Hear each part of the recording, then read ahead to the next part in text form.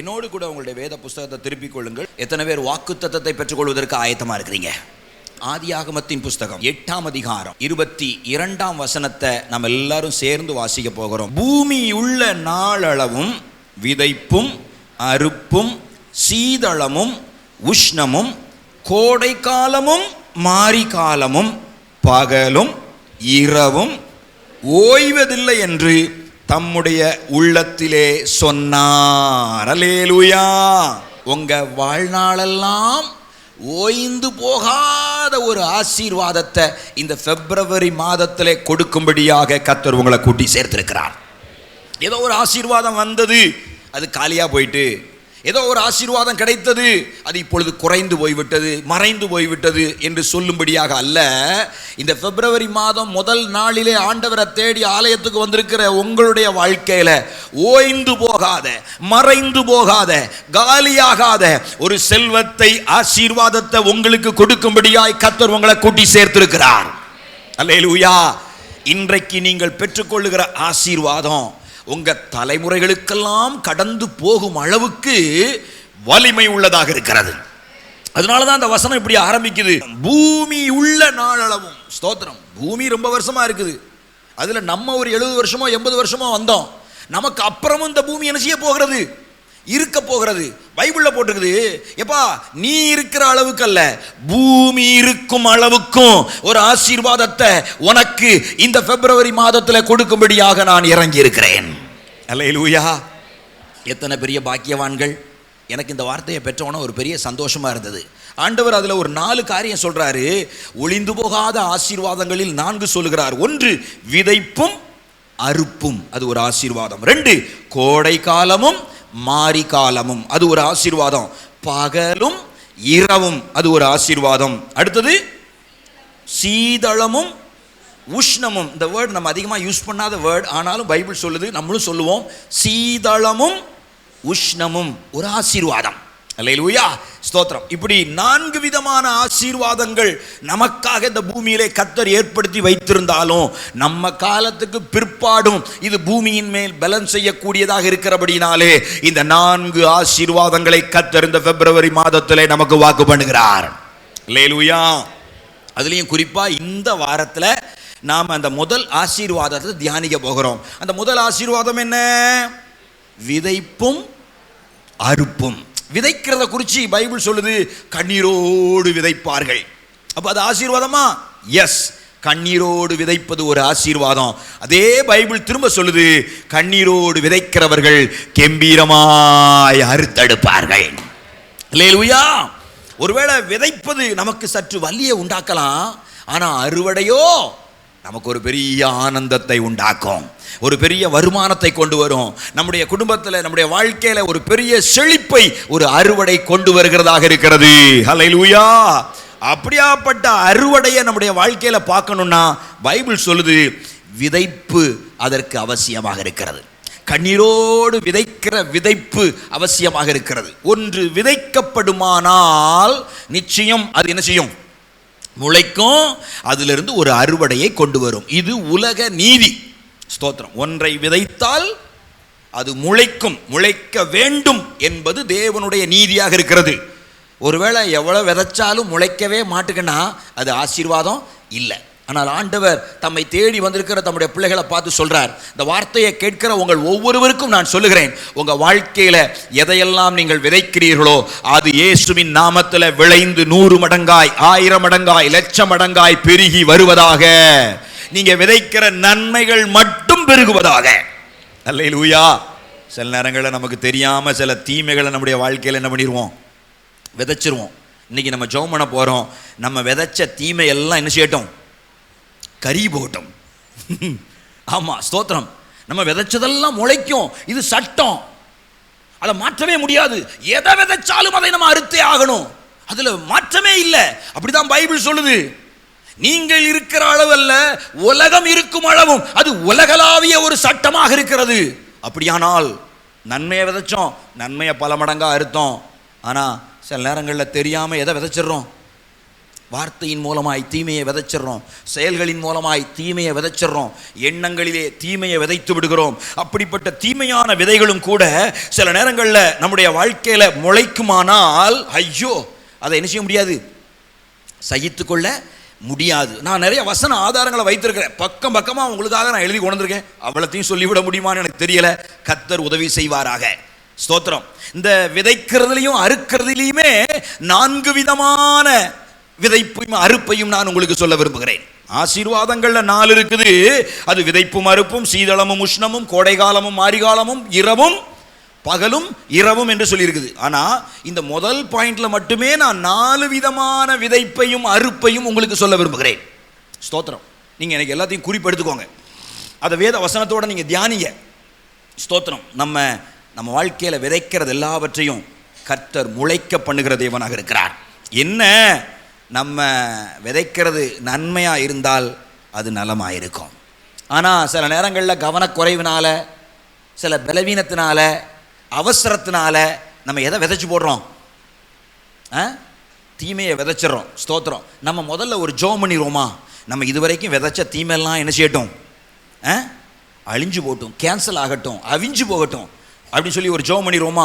அதுக்கு ஆதாரமாக ஒரு வசனத்தை வாசிங்க. கலாத்தியருக்கு எழுதின நிருபம், அப்போஸ்தலனாகிய பவுல் கலாத்தியருக்கு எழுதின நிருபம் 6ஆம் அதிகாரம் 7ஆம் வசனத்தை யாராவது ஒருத்தர் வாசிங்க பார்ப்போம். மோசம் போகாதிருங்கள், தேவன் தம்மை பரியாசம் பண்ண ஒட்டார். மனுஷன் எதை விதைக்கிறானோ அதையே அறுப்பான். கொஞ்சம் கோபமா சொல்றாரு. மனுஷன் எதை விதைக்கிறானோ அதையே அறுப்பான். தேவன் தன்னை பரியாசம் பண்ண ஒட்டார். ஜாக்கிரதையாயிருங்கள், மனம் திரும்புங்கள், நீங்கள் விதைக்கிறதை குறித்து எச்சரிக்கையாயிருங்கள். உங்க வாழ்க்கையில எதை விதைக்கிறீர்கள் என்று ஆண்டவர் கொஞ்சம் பவுல் அப்போஸ்தலன் மூலமா கோபதாபமா பேசுறார். அப்படியானால் நம்முடைய வாழ்க்கையில் சில நேரங்களில் தீமையானதை நம்ம விதைச்சிருப்போமானால் அதுவும் என்ன செய்யும், முளைக்கும், அதுவும் விளையும். என்ன பிரச்சனை, விளையிறது எப்படி விளையும்? ஒரு நெல்லை போட்டால் ஒரு நெல் முளைக்காது. எத்தனை நெல்லா முளைக்கும்? 100 நெல்லா முளைச்சி நிற்கும். அது நெல்லாக இருந்தால் சந்தோஷம், அது முள்ளாக இருந்தால், ஒரு முள்ளை விதைச்சி 100 முள்ளு முளைச்சி நின்னா ஐயோ ஐயோ. மருமகளாக இருக்கும்போது சிலவற்றை விதைக்கிறது, மாமியார் ஆனதுக்கப்புறம் சிலதை அறுக்கிறது. உங்களுக்கு இப்போ தான் உங்களுக்கு தெளிவாக புரியுதுன்னு நினைக்கிறேன். ஆமாம், ஸ்தோத்திரம். அவங்க நல்ல வாலிப வயசில் சில தீமைகளை விதைப்பது, வயதான காலத்தில் அவைகளை அறுப்பது எவ்வளோ கொடுமை தெரியுமா, எவ்வளவு கடுமை தெரியுமா? ஸ்தோத்திரம். மறுபடியும் நம்ம ஜெபம் பண்ண போகிறோம். ஆண்டவரே, தெரிஞ்சோ தெரியாமலோ எங்கள் பெற்றோருடைய வாழ்க்கையில் நான் தீமையை விதைச்சிருப்பேன்னா, பெரியவர்களிடத்தில் நான் தீமையை விதைச்சிருப்பேன்னா, என் வாழ்க்கையில் நான் தீமையானதை விதைச்சிருப்பேன்னா, இப்பொழுதே அந்த தீமை என்ன ஆகட்டும், எரிஞ்சு போகட்டும், அவிஞ்சு போகட்டும், அழிந்து போகட்டும், அந்த தீமைகள் எல்லாம் கேன்சல் ஆகட்டும். ஒரு விசை கண்களை மூடுங்க. இந்த ஜெபம் உங்க வாழ்க்கையை காப்பாற்றும். அப்படியே கேளுங்க, ஆண்டவர்கிட்ட கேளுங்க. அப்பா, இயேசுவின் நாமத்தில் என் வாழ்க்கையில நான் விதைத்த அனைத்து தீமைகளும் அழிந்து போவதாக. என்னை ஒரு நல்ல நிலமாய் மாற்றுவீராக. ஆண்டவரே, என்னில் விதைக்கப்படுகிற நன்மைகள் எல்லாம் முளைக்கட்டும், அல்லது என்னில் விதைக்கப்பட்ட நன்மைகள் எல்லாம் பலன் தரட்டும். என்னில் விதைக்கப்பட்ட தீமைகள் எல்லாம் அழிந்து போகட்டும், அல்லது நான் விதைத்த தீமைகளும் இயேசுவின் நாமத்தில் அழிந்து போவதாக. நான் விதைத்த தீமையான காரியங்கள் இயேசுவின் நாமத்தில் சுட்டரிக்கப்பட்டு போவதாக. இயேசுவே, இயேசுவே, என்னில் விதைக்கப்பட்டதும் நான் விதைத்ததுமான அனைத்து தீமைகளும் இயேசுவின் நாமத்தினாலே சுட்டரிக்கப்பட்டு போவதாக. தீமைகள் அழிக்கப்படுகிறதற்காய் ஸ்தோத்திரம், பாவங்கள் சுட்டரிக்கப்படுகிறதற்காய் ஸ்தோத்திரம். இனி நான் நன்மையை விதைக்க போகிறேன். என் வாழ்க்கையில இதுவரைக்கும் நான் விதைத்த நன்மைகள் எல்லாம் முளைக்கட்டும். ஹல்லேலூயா, ஹல்லேலூயா, ஹல்லேலூயா. நன்மையான பலன்களை அறுவடை செய்ய இந்த மாதம் முதல் எங்க வாழ்க்கையில கர்த்தர் கிருபை செய்வீராக. தகப்பன், அப்படி செய்கிறதற்காய் ஸ்தோத்திரம். உடைய பிள்ளைகளை ஆசீர்வதியும், வருகைக்கு ஆயத்தப்படுத்தும். இயேசுவின் நாமத்தில் கேட்கிறோம் நல்ல பிதாவே, ஆமென். ஹல்லேலூயா.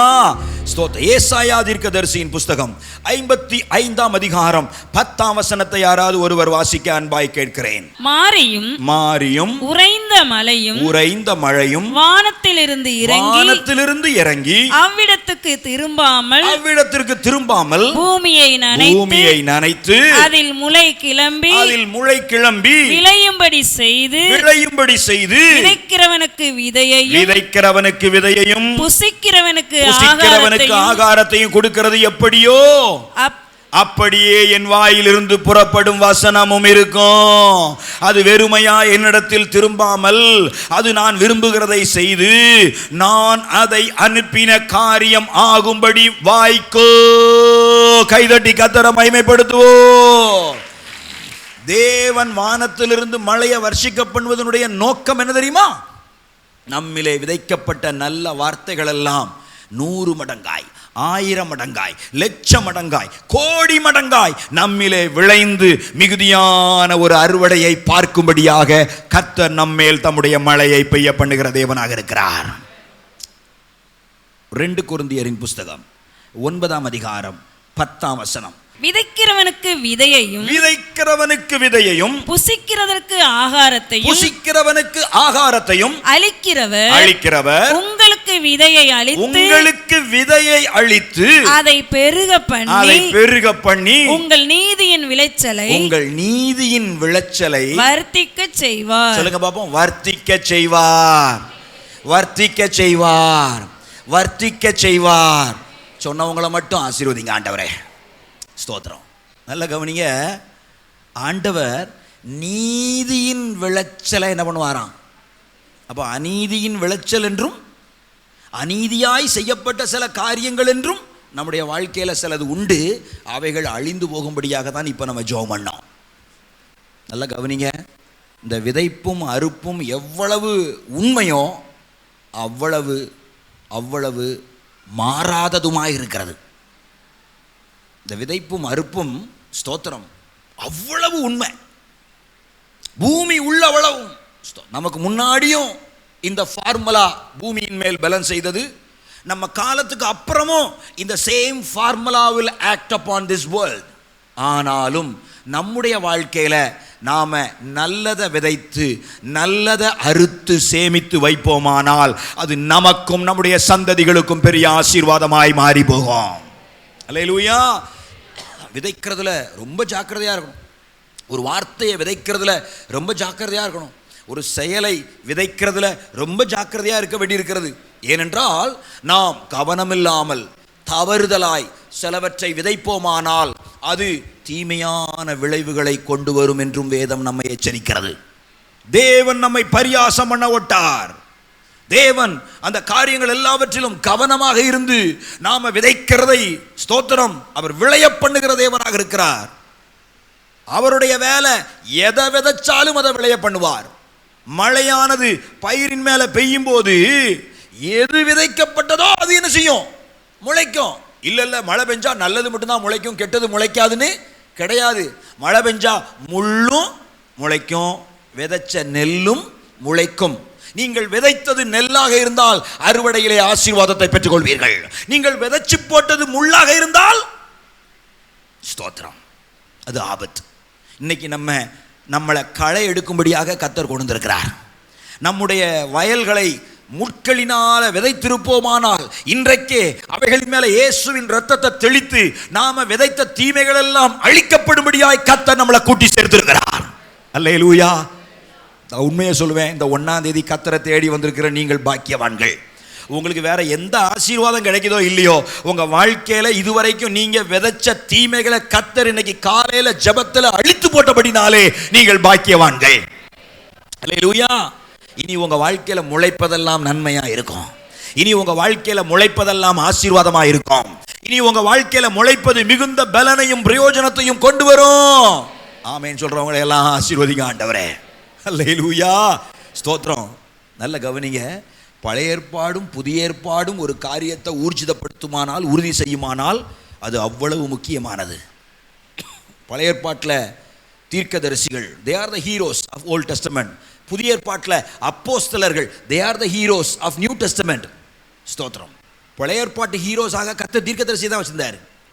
புதிய ஏற்பாட்டு ஹீரோஸாக கர்த்தர் அப்போஸ்தலர்களை மாட்டினார். அப்போஸ்தலர் தீர்க்கதரிசிகள் என்கிற அஸ்திபாரத்தின் மேலதான் இந்த கிருபையின் காலத்து சபையானது கட்டி எழுப்பப்படுகிறதாக இருக்கிறது. பழைய ஏற்பாட்டில் அப்போஸ்தலர்களை தாண்டி ஒன்றும் செய்ய முடியாது. பழைய ஏற்பாட்டில் தீர்க்கதரிசிகளை தாண்டி ஒன்றும் செய்ய முடியாது. புதிய ஏற்பாட்டில் அப்போஸ்தலருடைய உபதேசத்தை தாண்டி ஒன்றும் செய்ய முடியாது. அங்க ஒரு தீர்க்கதரிசி, இங்க ஒரு அப்போஸ்தலன், ரெண்டு பேரும் சேர்ந்து ஒரு விஷயத்தை சொல்றாங்க. மழையானது விதைக்கப்பட்டதை முளைக்க பண்ணும்.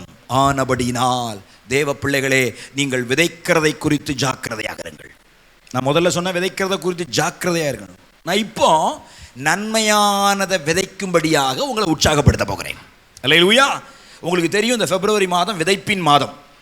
நாம் வழக்கமாக ஏதோ ஒரு தேவையை மனதில் வைத்து ஸ்தோத்திரம் நாம் விதைச்சோம். ஒவ்வொரு ஆண்டும் விதைத்தோம். அப்படி விதைத்தது அநேகருக்கு ஆசீர்வாதமாக இருந்திருக்கிறது. நான் ஓப்பனாக உங்கள்கிட்ட கேட்குறேன், இந்த விதைப்பின் காணிக்கையில் நான் விதைச்சதுனால ஏதோ ஒரு விதத்தில் ஆசீர்வதிக்கப்பட்டிருக்கிறேன்னு சொல்கிறவங்க மட்டும் கைகளை உயர்த்தி ஒரு அல்லேலூயா சொல்லுங்க பார்ப்போம். அல்லேலூயா. எஸ், கர்த்தர் உங்களை ஆசீர்வதிப்பார். நீங்கள் தசம பாகத்தை விதைக்கிறீங்க, அப்புறம் ஊழியர்களுக்கு விதைக்கிறீங்க, சாப்பாட்டுக்காக விதைக்கிறீங்க, என்னெல்லாமோ விதைக்கிறீங்க. ஆனால் ஸ்தோத்திரம், இந்த விதை காணிக்கை என்பது ஸ்தோத்திரம் மற்றவர்களுடைய வாழ்க்கையில் நன்மை உண்டாகும்படியாக விதைப்பது. நல்லா கவனிச்சுக்கோங்க. நம்ம அப்படி தான் முடிவு பண்ணிட்டோம். சில நேரங்களில் ஏன்டா அப்படி முடிவு பண்ணணும் கூட யோசிப்பேன். ஏன்னா நம்ம விதைக்கிறத வச்சு நம்ம ஃபால் சீலிங் போட வேண்டியிருக்கு. அந்த பக்கம் தகரமாக நின்றுக்கிட்டு இருக்குது. நம்ம சர்ச்சிலேயே அவ்வளோ வேலை பார்க்க வேண்டியிருக்குது. ஆனால் நான் இந்த வருஷம் ஜெபம் பண்ணேன், ஆண்டவரே இந்த விதைப்பின் காணிக்கை எடுத்து நாங்கள் பேசாமல் ஃபால் சீலிங் போட்டுட்டுமா அப்படின்னு சொல்லி யோசித்தா, நம்ம ஆரம்பத்தில் செய்த உடன்படிக்கை எனக்கு ஞாபகத்துக்கு வந்தது. இல்லை, அந்த பணத்தை வேற ஒரு சபைக்கே நம்ம விதைப்போம்.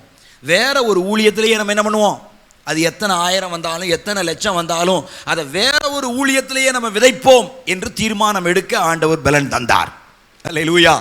நான் கடந்த நாட்களில் ஆக்ராவில் தாஜ்மஹால் இருக்கு இல்லையா, அந்த ஆக்ராவில் நம்ம ஒரு சபையை கட்டுவதற்காக ஸ்தோத்திரம் நம்ம விதைச்சோம். வருகிற ஏப்ரல் மாதத்தில் அதை திறந்து வைப்பதற்காக நானும் பாஸ்டர் பீட்டர் பிரகாசம் ஐயாவோடு கூட சென்று அதை அந்த ஆலயத்தை திறந்து வைப்பதற்காக நாங்கள் கடந்து போகிறோம். ஜெபித்து கொள்ளுங்கள். இந்த வருஷம் எங்கன்னு தெரில, நாம் சேமித்து ஏதோ ஒரு வட இந்தியாவிலே ஒரு ஆலயத்தை கட்டுவதற்காக விதைக்க போகிறோம். அல்லேலூயா. நான் அதை சொல்லுவேன். ஸ்தோத்திரம். எங்கே போய் நம்ம விதைக்க போகிறோங்கிறத சொல்லுவேன். நாம் இப்படி எங்கேயோ ஒரு வட இந்தியாவில் கண்ணுக்கு தெரியாத ஒரு இடத்துல விதைக்கிறதுனால கண்ணு முன்னாடி நம்ம ஆலயத்தை கர்த்தர் கட்டி எழுப்புகிறார். அவர் நம்மை ஆசீர்வதிக்கிற தேவனாக இருக்கிறார். அல்லேலூயா. நான் திரும்ப சொல்கிறேன், நம்முடைய வாழ்க்கையிலேயே நம்ம விதைத்து கொள்ளாதபடிக்கு நம்ம மற்றவர்களுடைய வாழ்க்கைக்காக, மற்றவர்களுடைய ஊழியத்துக்காக நம்ம விதைப்போமானால் அது நமக்கு ஒரு பெரிய ஆசீர்வாதமாக இருக்கும். சரி, நேரம் வேகமாக போயிட்டு இருக்குது. நான் 4 விதமான விதைப்பை உங்களுக்கு வேகமாய் சொல்ல விரும்புகிறேன். நீங்கள் விரும்புகிறவர்கள் குறித்து கொள்ளுங்கள், விரும்பாதவர்கள் மனதிலே குறித்து கொள்ளுங்கள். கர்த்தர் அதை உங்களுக்கு ஆசீர்வதித்து கொடுப்பாராக. 4 விதமான விதைக்கிறவர்கள். ஸ்தோத்திரம். அப்படி 4 விதமாய் விதைக்கிறவர்களுக்கு கிடைக்கப் பெறுகிற 4 விதமான பலன்கள். ஸ்தோத்திரம். 4 விதமான பலன்களை, 4 விதமான ஆசீர்வாதத்தை ஆண்டவர் அவர்களுக்கு பிரித்து கொடுக்கிற தேவனாய் இருக்கிறார். நம்பர் 1, உற்சாகமாய் விதைக்கிறவர்கள் அல்லது உற்சாகமாய் கொடுக்கிறவர்கள். ஸ்தோத்திரம். விதைக்கிறதுல ஒரு உற்சாகத்தை கண்டவர்கள். ஸ்தோத்திரம். பைபிளில் போட்டிருக்குது உற்சாகமாய் கொடுக்கிறவர்கள். நான் அவர்களை உற்சாகமாய் விதைக்கிறவர்கள் என்று சொல்லுகிறேன். நம்பர் 2, ஸ்தோத்திரம், பெருக சிறுக விதைக்கிறவர்கள். இரண்டாவதாக பெருக சிறுக விதைக்கிறவர்கள். ஸ்தோத்திரம். இவங்களும் விதைக்கிறவங்க தான், ஆமாம். ஆனால் இவங்க பெருக சிறுக விதைக்கிறவர்கள். மூன்றாவது ஒரு விதைக்கிறவர்களை குறித்து நான் சொல்கிறேன், உண்மையாய் விதைக்கிறவர்கள். இவங்க யாரு? ஆமாம், விதைப்பாங்க, அதில் உண்மை இருக்கும். உண்மையாய் விதைக்கிறவர்கள். ஸ்தோத்திரம். கடைசியாக ஒரு விதைக்கிறவர்களை உங்களுக்கு சொல்லுகிறேன், விசுவாசத்தில் விதைக்கிறவர்கள். அல்லேலூயா. விசுவாசத்தில் விதைக்கிறவர்கள். சொல்லுங்க பார்ப்போம். 4 விதமாய் விதைக்கிறவர்களை நான் உங்களுக்கு சொன்னேன். நம்பர் 1, முதல்ல யாரை சொன்னேன்?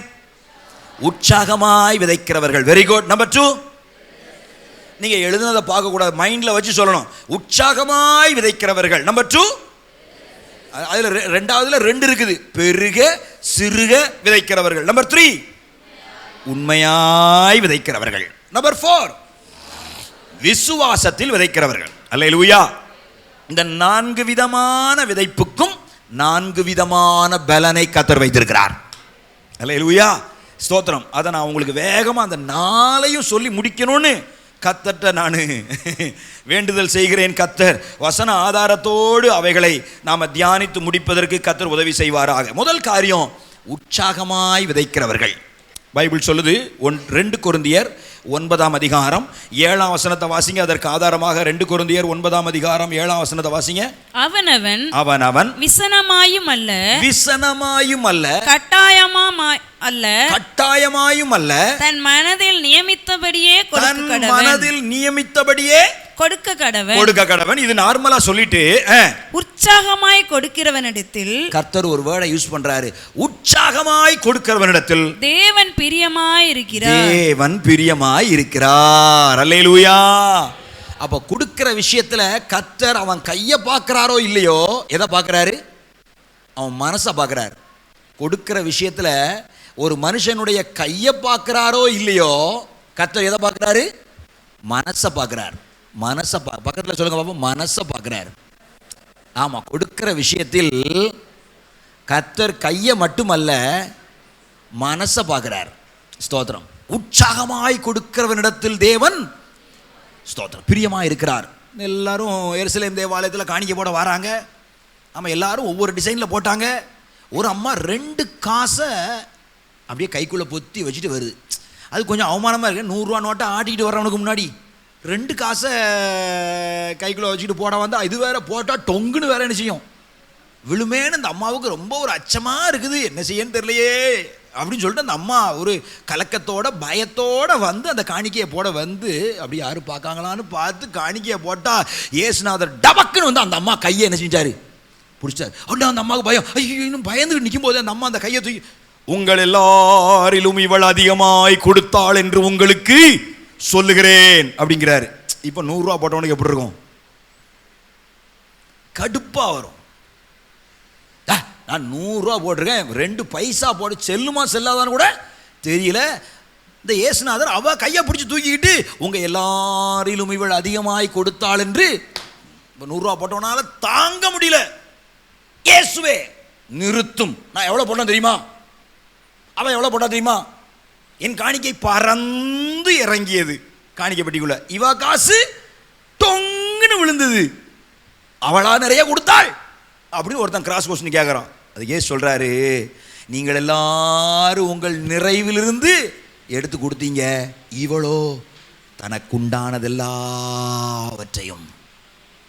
இயேசுக்கு எப்படி தெரியும்? இயேசு கையை பார்க்கலங்க. நீங்க காணிக்க போடும்போது உங்க இருதயத்தை பார்க்கிற தேவனாக இருக்கிறார். நீங்க காணிக்க போடும்போது இயேசு உங்க இருதயத்தை பார்க்கிற தேவனாக இருக்கிறார். நான் சின்ன பையனா இருக்கும்போது ஒரு சிஎஸ்ஐ சர்ச்சில் இருந்தேன். அப்போ ஒரு தட்டு மாதிரி ஒன்றை வச்சு எடுத்தாங்க. இப்போ தானே பையன், நான் சொல்றது 25 வருஷத்துக்கு முன்னாடி. 25 வருஷமா? ஊழியத்துக்கு வந்து 25 வருஷம் ஆகிட்டு, 40 வருஷம் முன்னாடி இருக்கும். ஒரு தட்டு மாதிரி எடுத்தாங்க. ஸ்தோத்திரம். எனக்கு துட்டு இல்லை காணிக்கப்பட, எல்லாம் அதில் காசு பணமாக இருக்கு. ஏன் முன்னாடி வேற வந்து அந்த காணிக்கை எடுக்கிற ஒரு ஆற்ற ஒன்றும் இல்லை. என் மனசார சொல்கிறேன், நானே போய் அந்த தட்டில் ஏறி உட்காந்துடலான்ங்கிற அளவுக்கு நான் எந்திரிச்சிட்டேன். நல்ல வேளை ஆட்டிட்டு 2 ஆட்டு ஆட்டிட்டு அவர் போயிட்டார். போகாமல் நின்றுருந்தாருண்ணா, காசு கொடுக்க என்கிட்ட காசு இல்லையா, நானே இந்த இயேசுக்கு என்ன தந்துடுறேன்னு சொல்லி ஏறி அந்த தட்டில் உட்காந்துருப்பேன். Just miss. அவர் நினைச்சிட்டாரு, 2 ஆட்டு ஆட்டிட்டு போயிட்டார். அன்னைக்கு என் மனசை கர்த்தர் பார்த்தாருன்னு நான் நினைக்கிறேன். அன்னைக்கு நான் ஒரு சின்ன பையன், ஒரு சண்டே ஸ்கூல் பையன் தான். அன்னைக்கு அந்த செயலை கர்த்தர் பார்த்து என்னையை ஏற்றுக்கொண்டார் போல இருக்கு. சரிடா, உன்னை நான் காணிக்காவே வச்சுக்கிறேன்னு சொல்லி என்ன பண்ணிட்டாரு, என்னைய அன்னைக்கு ஏற்றுக்கொண்டவர் தான். இன்னைக்கு வரைக்கும் என்னை தட்டிலிருந்து கீழே என்ன செய்யலை, இறக்கல. 2026 வருஷம் ஆயிட்டு ஜனவரி மாதம் 1ஆம் தேதி சொல்றாரு, நீ என் சொத்துடா, நீ என் பங்கு, நீ என் சுதந்திரம், நீ என் சுதந்திர வீதம். அல்லேலூயா.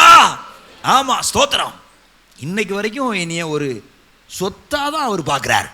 அதற்காய் கர்த்தருக்கு காணிக்கை போடும்போது கர்த்தர், ஒரு பாஸ்டர் காணிக்கை போடுறவன் கையை பார்ப்பாரு. ஆனால் கர்த்தர் காணிக்கை போடுறவங்களுடைய இருதயத்தை பார்க்கிறார். அம்மா, ஐயா, நீங்கள் எவ்வளவு காணிக்கை கொடுக்கிறீர்கள் என்பது முக்கியமல்ல, உற்சாகமாய் கொடுக்கிறீர்களா என்பதுதான் காரியமாக இருக்கிறது. நீங்க கொடுக்கிறதுல ஒரு உற்சாகத்தை அவர் பார்க்கிறார். அந்த உற்சாகத்தை பார்த்து உங்களை பிரியமாய் ஆசீர்வதிக்கிறேன் என்று வேதத்தில் எழுதி வைத்திருக்கிறார். சிலர் கொடுப்பாங்க, உற்சாகமாக கொடுத்துருவாங்க, இந்தாங்க அள்ளி போட. அது பார்த்தீங்கன்னா நிறைய கிழிஞ்ச ரூபாயாக இருக்கும். கிழிஞ்ச நோட்டெல்லாம் உற்சாகமாக அள்ளி கொண்டு போடுவாங்க. பார்த்துக்கோங்க.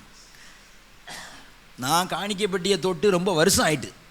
ஸ்தோத்திரம். இப்போ நம்ம சர்ச்சில் நம்ம சகோதரிமார் தான் அதை பொறுப்பாக எடுத்து எண்ணி வைக்க, கணக்கு வைக்க, சபையின் காரியங்களை கவனிக்க செய்கிறாங்க. எனக்கு காணிக்கை பெட்டி சாவியும் எங்கே இருக்குன்னு தெரியாது, சாவியை கொடுத்தாலும் திறக்க தெரியாது. எத்தனையோ வருஷம் ஆயிட்டு. ஆனால் சில நேரம் சொல்கிறத கேட்டிருக்கேன், பாஸ்டர் 10 ரூபா நோட்டாக தான் கிடக்கு, அதுலேயும் செல்லாத நோட்டு தான். உற்சாகமாக கொடுப்பாங்க. எனது கிழிஞ்ச நோட்டு வேற எங்கேயும் கொடுக்க முடியாது, உற்சாகமாக கொண்டு போட்டு போயிடுவாங்க. பைபிள் அதுக்கு ரொம்ப தெளிவாக சொல்லுது. லேவியராகமத்தின் புஸ்தகம் 22ஆம் அதிகாரம் 21ஆம் வசனத்தை வாசிங்க பாப்போம். 22, 21. ஒருவன் விசேஷித்த பொருத்தனையாவது உற்சாகமாயாவது கர்த்தருக்கு மாடுகளிலாகிலும் ஆடுகளிலாகிலும் சமாதான பலிகளை செலுத்த போனால் அது அங்கீகரிக்கப்படும்படி ஒரு பழுதும் இல்லாமல் உத்தமமாய் இருக்க வேண்டும். ஒருத்தன் கர்த்தருக்கு காணிக்கை கொடுக்கணும்னு சொல்லி உற்சாகமா வந்தாம்னா அவன் உற்சாகமாய் கொடுக்கிற காணிக்கை எப்படி இருக்கணுமா? பழுது இல்லாமல் இருக்க வேண்டும். ஓட்ட ரூபா, பிஞ்சு போனது, நனைஞ்சது. ஸ்தோத்திரம். சிலருக்கு சுருக்குன்னு குத்துதுன்னா அதுக்கு நான் பொறுப்பு இல்லை. ஸ்தோத்திரம். என்கிட்ட ரட்சிக்கப்பட்டு ஒரு பிள்ளை, சண்டே ஸ்கூல் பிள்ளை வந்து ஜெபம் பண்ணுவா. ஆண்டவர் அவளை ஆசீர்வதிச்சாலும் அவளுக்கு அரசாங்கத்தில் உத்தியோகத்தை கொடுத்தா. அவள் எனக்கு காணிக்கை கொடுப்பா. எப்படி தெரியுமா கொடுப்பா? புது நோட்டாக கொண்டு விடுவான். எனக்கு அந்த புது நோட்டு பிடிக்கும். எனக்கு புது நோட்டு பிடிக்கும்.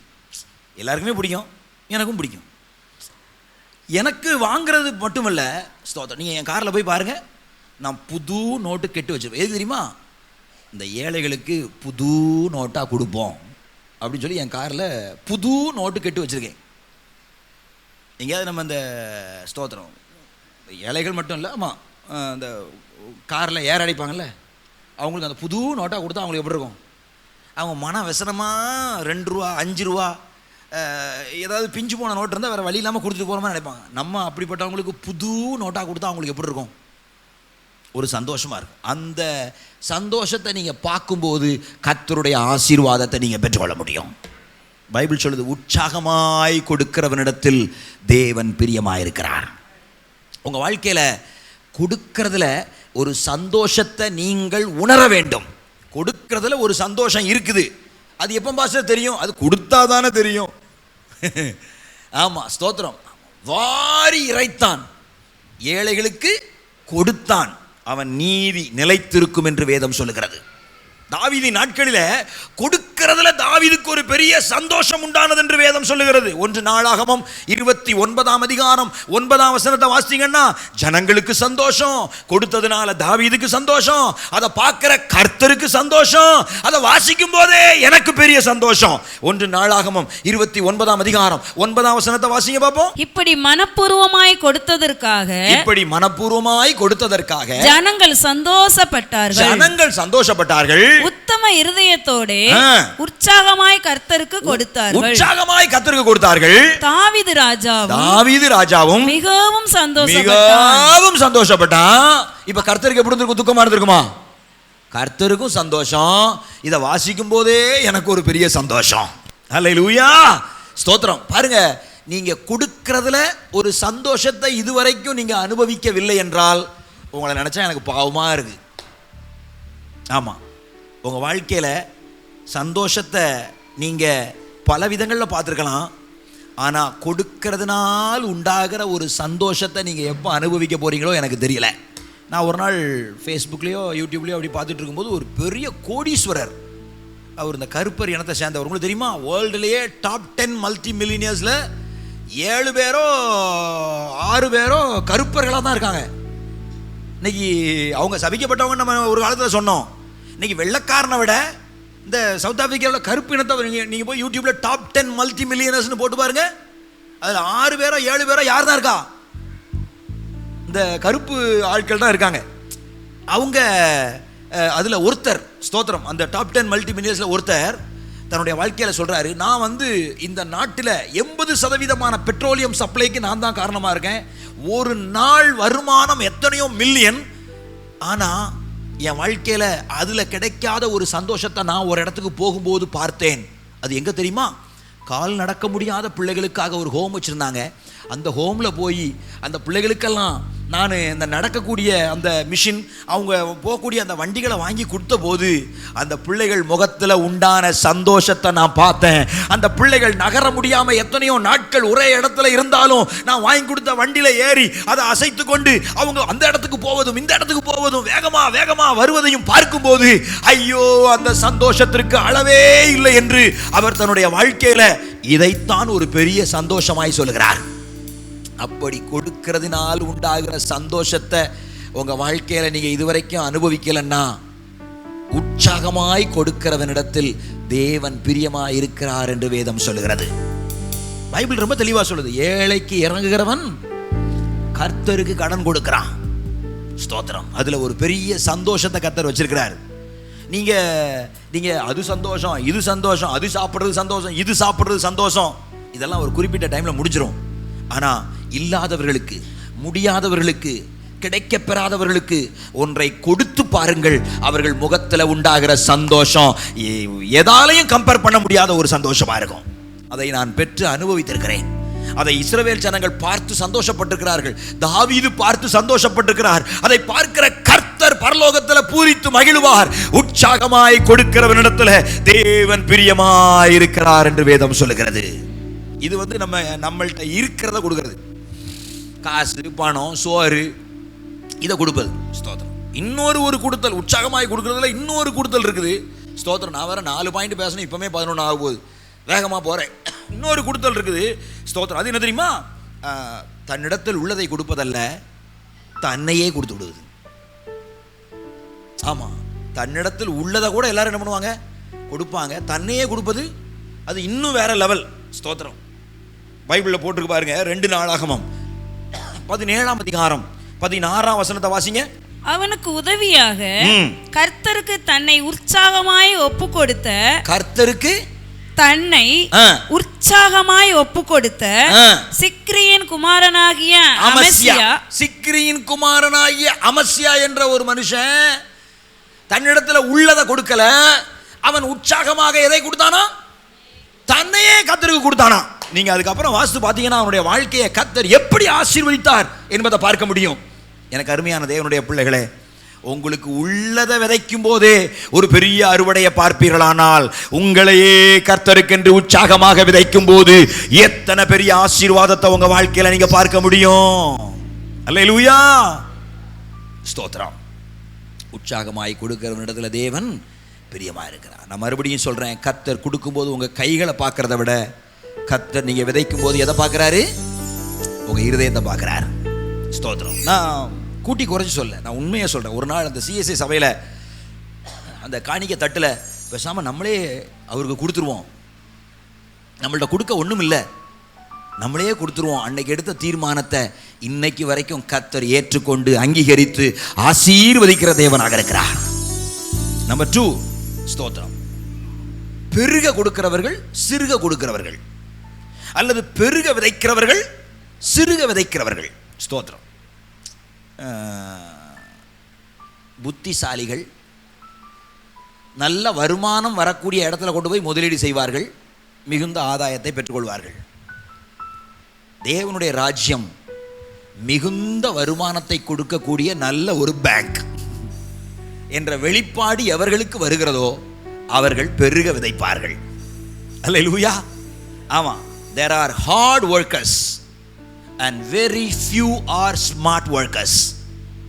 நிறைய கடின உழைப்பாளிகள் இருக்காங்க, அவர்களுக்குள்ளே வெகு சிலர் ஸ்மார்ட் ஒர்க்கர்ஸ். அப்படின்னா ஸ்மார்ட்னா, ஸ்மார்ட் ஒர்க்கர்ஸ்னா புத்தியாய் வேலை செய்கிறவர்கள். எஸ், புத்தியாய் விதைக்கிறவர்கள். கடினமாய் வேலை செய்வதில் ஒரு பலன் உண்டு. அது எப்படின்னா, கம்பி, கடப்பாரை, மம்பட்டி எல்லாத்தையும் எடுத்துக்கிட்டு போய் வேர்வை சிந்தி வேலை செய்வது, அதில் ஒரு பலன் உண்டு. ஆனால் ஒயிட் காலர் போட்டு ஏசி ரூமில் உட்காந்து ஒரு கையெழுத்து போட்டால் 100 பேருக்கு சம்பளம் போகிற வேலை உண்டு பாருங்க, அதுக்கு பேர் ஸ்மார்ட் ஒர்க். சரியா? ஸ்தோத்திரம். நான் உழைச்சாதானே எனக்கு சாப்பாடுன்னு சொல்றவன் கடினமான உழைப்பாளி. நான் கர்த்தரை சார்ந்து வாழ என்ன ஒப்பு கொடுக்கிறேன்னு சொல்லுகிறவர்கள் ஸ்மார்ட் ஒர்க்கர்ஸ். அவர்கள் புத்தியாய் வேலை செய்கிறவர்கள். ஐபிஎஸ் சபையே, நீ கடின உழைப்பாளியா இருக்க விரும்புகிறாயா? புத்தியாய் உழைக்கிற நபராக இருக்க விரும்புகிறாயா?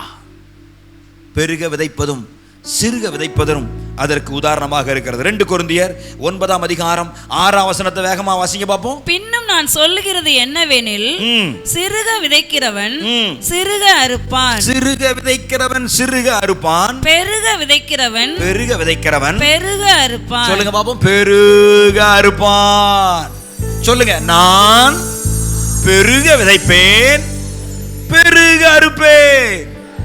அல்லேலூயா. எஸ், நீங்க இந்த வெளிப்பாடை பெற்றவர்களா இருப்பீர்களானால் பாக்கியவான்களா இருப்பீர்கள். என் வார்த்தையை சுருக்குகிறேன். வீட்டு பாடமாக உங்களுக்கு ஒரு பகுதியை சொல்றேன், அதை நீங்க குறிச்சுக்கோங்க. 1 கொரிந்தியர் 9ஆம் அதிகாரம் முழுவதையும் இன்னைக்கு நைட்டு சாப்பாடை சாப்பிட்றதுக்கு முன்னாடி வாசித்துருங்க. ராத்திரி இல்லைன்னா சோத்துல கையை வைக்க கூடாது. முத்து 1 கொரிந்தியர் 9ஆம் அதிகாரத்தை ஃபுல்லா வாசித்துட்டு தான் ராத்திரி சோத்துல கையை வைக்கணும். ஸ்தோத்திரம். அதுல எப்படி பெருக விதைப்பது என்பதை குறித்து ஆவியானவர் எழுதி வைத்திருக்கிறார். இந்த பெருக விதைப்பதற்கு இன்னொரு வார்த்தையை சொல்லணும்னா உதாரத்துவமாய் விதைப்பது. ஸ்தோத்திரம். உதாரத்துவமாய் விதைப்பது. நீங்க 9ஆம் அதிகாரம் முழுவதையும் வாசித்தாலும் அதுல ஒரு 3 வசனத்தை ரவுண்டு போட்டுக்கோங்க. பைபிளை பாருங்க பாப்போம். 5ஆம் வசனம், 11ஆம் வசனம், 13ஆம் வசனம், 5, 11, 13. இந்த 3 வசனத்தையும் ரவுண்டு போட்டுக்கோங்க. இந்த 3 வசனத்துல எப்படி பெருக விதைப்பது என்று குறிக்கப்பட்டிருக்கிறது. அதற்கு இன்னொரு பெயர் சொல்லப்பட்டிருக்கிறது, உதாரத்துவமாய் விதைப்பது. அல்லேலூயா. ஸ்தோத்திரம். அப்படி விதைக்கும் போது எத்தனை பெரிய அளவில, ஸ்தோத்திரம், அவர் உங்களை ஆசீர்வதிக்கிறார். நல்ல கவனிங்க. நெல்லை விதைச்சா நெல் முளைக்கும், எள்ளு விதைச்சா எள்ளு முளைக்கும். சரியா? முள்ளு விதைச்சா முள்ளு, அது நமக்கு வேண்டாம், அது நம்ம விதைக்க போறதில்லை, அது நமக்கு வேண்டாம். இந்த எதை பொருளை அறுக்கிறத தாண்டி நான் அந்த பொருளின் அளவை குறித்து உங்களோட பேசுகிறேன். அதுல மாற்றம் இல்லை. நெல்லை விதைச்சா நெல்லு தான் முளைக்கும், எள்ள விதைச்சா எள்ளு தான் முளைக்கும், அதுல மாற்றம் இல்லை. ஆனால் அந்த நெல்லும் 30ஆகவும் முளைக்கலாம், 60ஆகவும் முளைக்கலாம், 100ஆகவும் பலன் தரலாம். அந்த எள்ளு 30, 60, 100ல பலன் தரலாம். ஆனால் 100 மடங்கு பலன் தரும்படிக்கு நீங்கள் பெருக விதைப்பீர்களானால், அதைத்தான் வேதம் சொல்லுகிறது, உதாரத்துவமாய் விதைப்பீர்களானால் அங்கே ஒரு பெரிய அறுவடையை நாம் பார்க்க முடியும். அல்லேலூயா. ஸ்தோத்திரம். 3ஆவதாக, ஸ்தோத்திரம், எனக்கு நேரம் இல்லாதனால நான் வேகமா போறேன். 3ஆவதாக உண்மையாய் விதைப்பது. நீங்க சொல்லுங்க பாப்போம். 3வது என்னது? ஸ்தோத்திரம். இது கொஞ்சம் கசப்பா தான் இருக்கும், கொஞ்சம் கஷ்டமாக தான் இருக்கும். ஸ்தோத்திரம். ஆனாலும் நானும் இந்த வார்த்தையினால் என்னை தீட்டிக் கொள்கிறேன். நானும் இந்த வார்த்தையினால் என்னை தீட்டிக் கொள்கிறேன். இந்த வார்த்தையை நான் பேசுவதனால நானும் இன்னும் உண்மையாய் விதைக்க என்னை ஒப்புக் கொடுக்கிறேன். அல்லேலூயா. இந்த வார்த்தையினாலே நீங்களும் உண்மையாய் விதைப்பதற்கு தீர்மானம் எடுப்பீர்களாக. அல்லேலூயா. ஸ்தோத்திரம். ஆமா, உண்மையாய் விதைப்பதென்றால் என்ன? ஆண்டவர் விதைக்கிறதுல ஒரு அளவை வைத்திருக்கிறார். நான் பழைய ஏற்பாட்டில் ஒரு வசனம் சொல்கிறேன், புதிய ஏற்பாட்டில் ஒரு வசனம் சொல்கிறேன். சிலர்லாம் சொல்கிறாங்க பழைய ஏற்பாட்டில் தான் அந்த 10ல் 1 தசமபாகம் விதைக்கிறது, புதிய ஏற்பாட்டில் ஆண்டவர் அதை பற்றி சொல்லலைன்னு சொல்லி. அவர்கள் துன்மார்க்கர், அவர்கள் முட்டாள்கள், அவர்கள் தேவனுடைய சபை ஆசீர்வதிக்கப்படுவதற்கு தடைக்கல் போடுகிறவர்கள். அவர்கள் நம்மை விட்டு அகன்று போவார்களாக.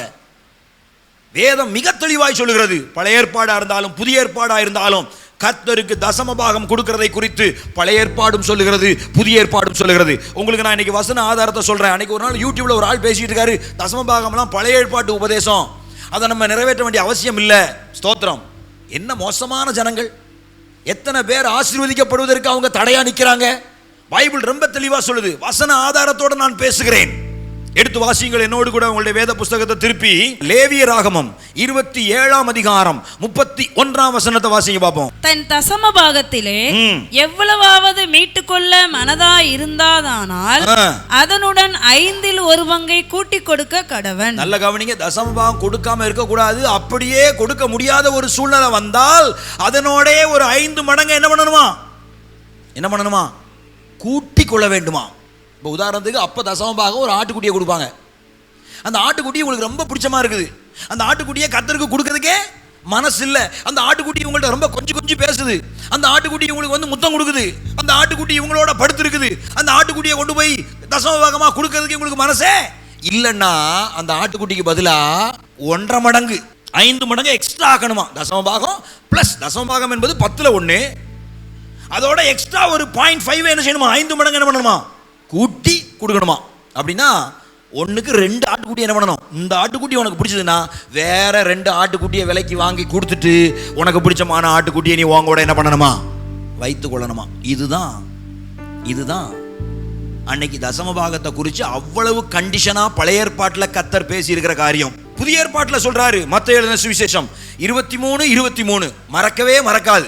யார் கேட்டாலும் சொல்லுங்க. மத்தேயு 23:23 வாசிங்க பாப்போம். மாயக்காரராகிய வேத பாரகரே, பரிசேயரே, உங்களுக்கு ஐயோ! நீங்கள் ஒத்தலாமிலும் வெந்தயத்திலும் சீரகத்திலும் தசமபாகம் செலுத்தி நியாயப்பிரமாணத்தில் கற்பித்திருக்கிற விசேஷித்தவைகளாகிய நீதியையும் இரக்கத்தையும் விசுவாசத்தையும் விட்டு விட்டீர்கள். இவைகளையும் செய்ய வேண்டும், அவைகளையும் விடாதிருக்க வேண்டும். அவைகள்னா எது? அந்த தசமபாகம் கொடுக்கிறதையும் என்ன செய்யாது இருக்க வேண்டும்? விடாது இருக்க வேண்டும். இது புதிய ஏற்பாடு. அதனால நம்ம தசமபாகம் கொடுக்க வேண்டாம்னு சொல்வீங்கன்னா உங்களுக்கு நான் இன்னொரு வசனத்தை சொல்றேன். லூக்கா எழுதின சுவிசேஷம் 11ஆம் அதிகாரம் 42ஆம் வசனத்தினுடைய கடைசி பகுதியை வாசிங்க. இவைகளையும் செய்ய வேண்டும், அவைகளையும் விடாதிருக்க வேண்டும். ஸ்தோத்திரம். பழைய ஏற்பாட்டில் சொல்லப்பட்ட தசமபாகத்தை மட்டுமல்ல, புதிய ஏற்பாட்டில் சொல்லப்பட்ட கற்பனைகள் 2ஐயும் சேர்த்து புதிய ஏற்பாட்டின் காலத்தில் என்ன பண்ண வேண்டும்? செய்ய வேண்டும். அப்போ தசமபாகம் கொடுக்கணுமா வேண்டாமா? இன்னைக்கு ஒரு பிரச்சனை என்ன தெரியுமா? எல்லாரும் தசமபாகம் கொடுப்பாங்க, ஆனால் உண்மையாக கொடுக்காங்களான்னா? கர்த்தருக்கு உண்மையாக தசமபாகம் கொடுக்குறவங்கெல்லாம் கை உயர்த்துங்க அப்படின்னு நான் கேட்கல. நான் கேட்டு உங்களை ஏன் போட்டு உங்கள் மூக்க அறுப்பானே? எல்லாருக்கும் நல்லா தெரியும் தசமபாகம் எவ்வளோன்னு சொல்லி. 1000 ரூபா வரும்போது கட்டாயம் 100 ரூபா ஈஸியாக கொடுத்துருவாங்க. 10,000 ரூபா வந்தால் கூட 1000 ரூபாயை கவரில் வச்சு தசமபாகம்னு எழுதி கொடுத்துருவாங்க. ஆனால் 1,00,000 ரூபா வந்தா இவங்க 10,000 கொண்டு போய் அந்த பாஸ்டர் கையில் கொடுக்கவா?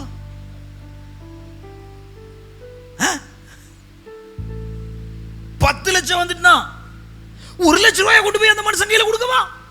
அவருக்கு எதுக்கு இவ்வளோ பணம்? அவருக்கு எதுக்கு? உங்களுக்கு ஒன்று சொல்லட்டுமா? அதனால தான் கர்த்தர் உங்களை அந்த 10,000 தாண்ட விடுறதே. நீ இந்த 10,000 1000 உண்மையாக கொடுப்ப. 1000 கொடுக்குற அளவுக்கு தான் நீ மெச்சூர்டா இருக்கிற. நான் உன்னைய நம்பி 10 லட்சத்தை கொடுத்தா உன்னால 1 லட்சத்தை தசமபாகமாக கொடுக்க முடியாது. உனக்கு அந்த மென்டாலிட்டியே இல்லை, அந்த மெச்சூரிட்டிக்குள்ள நீ வரல.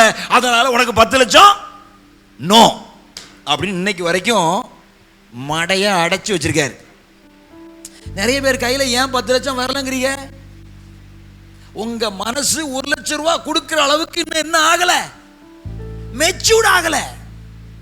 மெச்சூர்ட் ஆகாத பிள்ளை கையில் நம்ம பணத்தை கொடுப்போமா? ஏன் முதிர்ச்சி இல்லாத பிள்ளை, விவரம் இல்லாத பிள்ளை கையில் கொண்டு போய் லட்சக்கணக்கில் கொடுப்போமா? கோடி கணக்கில் கொடுப்போமா? மாட்டோம். ஏன் மாட்டோம்? ஏன்னா அவனால பணத்தை கையாள தெரியாது. ஸ்தோத்திரம். அதனால அந்த பிள்ளைகள் கையில் பணத்தை கொடுப்பது இல்லை. அது மாதிரி கர்த்தரும் 1,00,000 ரூபா கொடுக்கிற அளவுக்கு உங்களுக்கு அந்த மெச்சூரிட்டி இல்லைன்னா உங்களை நம்பி 10 லட்சம் ரூபா கொடுக்க மாட்டார். என்னைக்கு உங்க மனதில் எனக்கு நீங்க எவ்வளவு கொடுத்தாலும் அதுல தசமபாகம் நான் உண்மையா கொடுப்பேன்னு தீர்மானம் எடுக்கிறீர்களோ, அந்த தீர்மானத்தில் நிலைத்திருக்கிறீர்களோ, அப்பொழுது உங்களை நம்பி ஆயிரங்களை அல்ல, லட்சங்களை மட்டுமல்ல, கோடிகளை அள்ளி கொடுக்க இயேசு உண்மை உள்ளவராக இருக்கிறார். பைபிள் ரொம்ப தெளிவா சொல்லுது, உண்மை உள்ள மனுஷன் பரிபூர்ண ஆசீர்வாதங்களை பெறுவான். பரிபூர்ண ஆசீர்வாதம், அதுல சந்தேகமே இல்லை. நீ கொடுக்கறதுல உண்மையா இருந்தன்னா உன் பேங்க் பேலன்ஸ் அதுக்கு ஏத்தபடி கட்டாயமா இருக்கும். அதற்கு கர்த்தரே சாட்சி. மல்கியா தீர்க்கதரிசியின் புஸ்தகம் 3ஆம் அதிகாரம் 10ஆம் வசனத்தை வாசிங்க, அப்புறம் 8ஆம் வசனத்தை வாசிங்க. என் ஆலயத்தில் ஆகாரம் உண்டாயிருக்கும்படி தசம பாகங்களை எல்லாம் பண்டசாலையிலே கொண்டு வாருங்கள். நல்ல கவனிங்க, தசம பாகத்தை பத்தி பேசும்போது எதை பத்தி பேசுறாரு? ஆலயம், பண்டகசாலை, ஆகாரம். அப்ப தசம பாகம் எங்க போக வேண்டியது? ஆலயத்துக்கு போக வேண்டியது. ஆனா தசம பாகத்தை கொடுத்தா ஆண்டவர் எப்படி ஆசீர்வதிப்பாராம் பாருங்க. அப்பொழுது நான் வானத்தின் பலகணிகளை திறந்து இடம் கொள்ளாமல் போக மட்டும் உங்கள் மேல்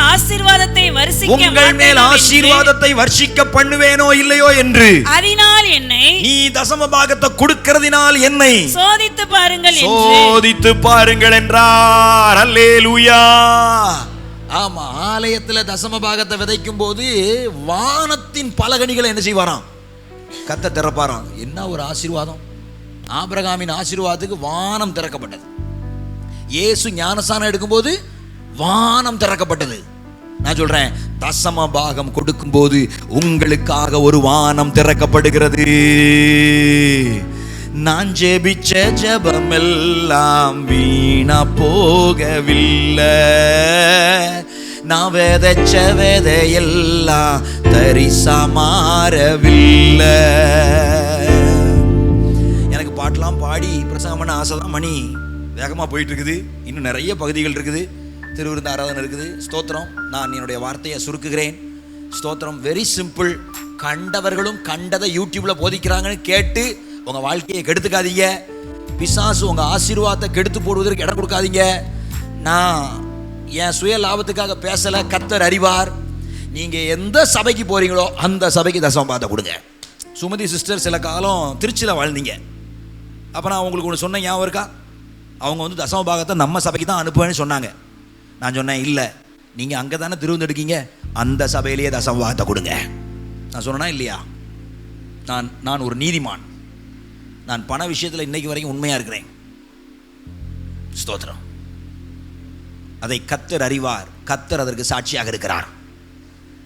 எனக்கு கொடுக்கப்படுகிற ஒவ்வொரு காசுக்கும் நான் கர்த்தருக்கு கணக்கு ஒப்புவிக்க வேண்டியவனாக இருக்கிறேன். ஸ்தோத்திரம். இந்த மாசத்துல ஒரு சாட்சியை கேட்டோம். போன வருஷத்துல ஒரு மாசம் தசம பாகம் மிஸ் ஆயிட்டுன்னு ஒருத்தங்க தசம பாகத்தை கொடுத்தாங்க. இந்த வருஷத்துல கர்த்தர் அவர்கள் ஆச்சரியப்படும்படியான ஒரு அற்புதத்தை கர்த்தர் அவர்களுக்கு செய்தார். அப்ப தசம பாகத்துல நீ அவ்வளவு கரெக்டா இருந்தா கர்த்தர் கரெக்டா உங்களுக்கு ஆசீர்வாதத்தை கட்டளையிடுவதற்கு உண்மை உள்ளவராக இருக்கிறார். நான் அதை கண்கூடா பார்த்துட்டேன். ஆனால் ஒரு பெரிய கிருபை சார், நம்ம சபை பிள்ளைகள் இந்த தசமபாக விஷயத்தில் எவ்வளவோ உண்மையாக இருக்கிறார்கள்.